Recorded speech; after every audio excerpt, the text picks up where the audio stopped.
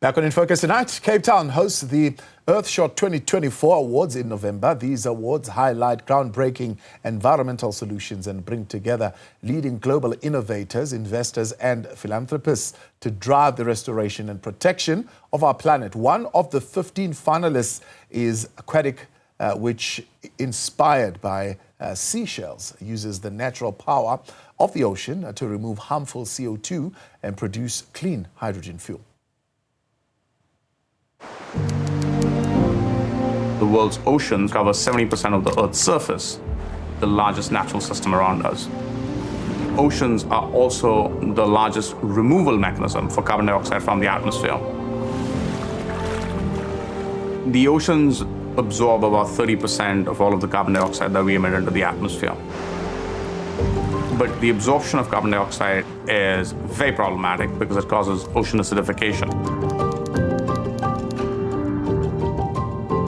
When you think about really large-scale problems, you need really large-scale solutions. And since time of the essence, the coupling of an engineering solution to a natural system is the only way that will bring a significant solution. My name is Gaurav Sant. I'm the Pritzker Professor of Sustainability at UCLA, a co-founder of Aquatic, and I'm going to show you how we're going to remove carbon dioxide from the world's oceans and the atmosphere using the aquatic process.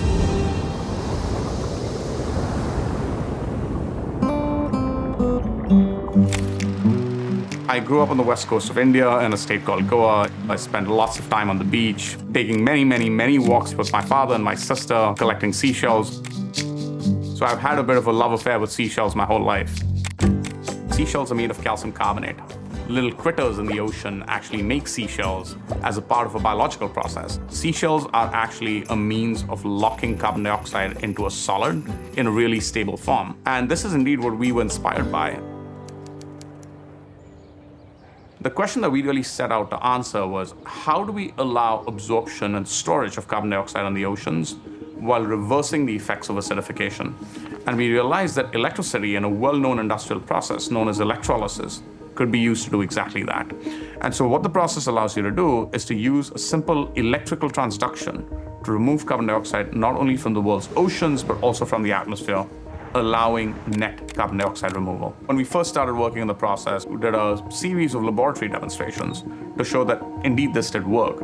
This is a small-scale representation of what is meant to be out in the field, and this is a giant tank of simulated seawater.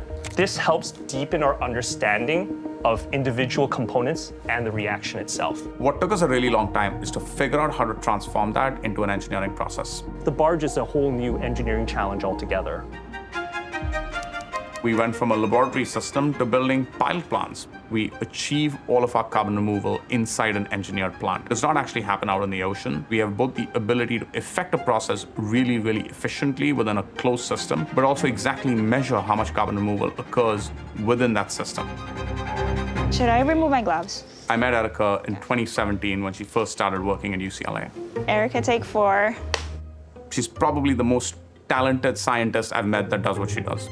My name is Erica Laplante. I'm co-founder and head of measurement, reporting, verification, and environmental impact assessment at Aquatic. That is a big job title. So the process is really designed with MRV in mind. We've engineered the process. So for example, we do equilibration, we do the carbonation within the plant. That entails some energy, but then the trade-off is that now we're sure we could accurately measure our carbon removal within the plant itself. It presents a means for durable storage of CO2. So all of these aspects makes it a promising route for gigaton scale carbon removal. Now, the nice thing about splitting water in this particular manner is that you produce hydrogen. And so if you imagine a transition away from fossil fuels, this is where hydrogen turns out to be really important, because hydrogen is not only a valuable co-product because it's a fuel, but importantly, it's a clean fuel.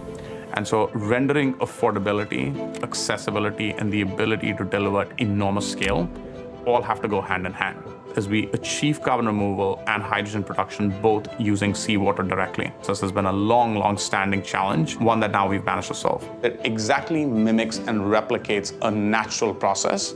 It just accelerates it.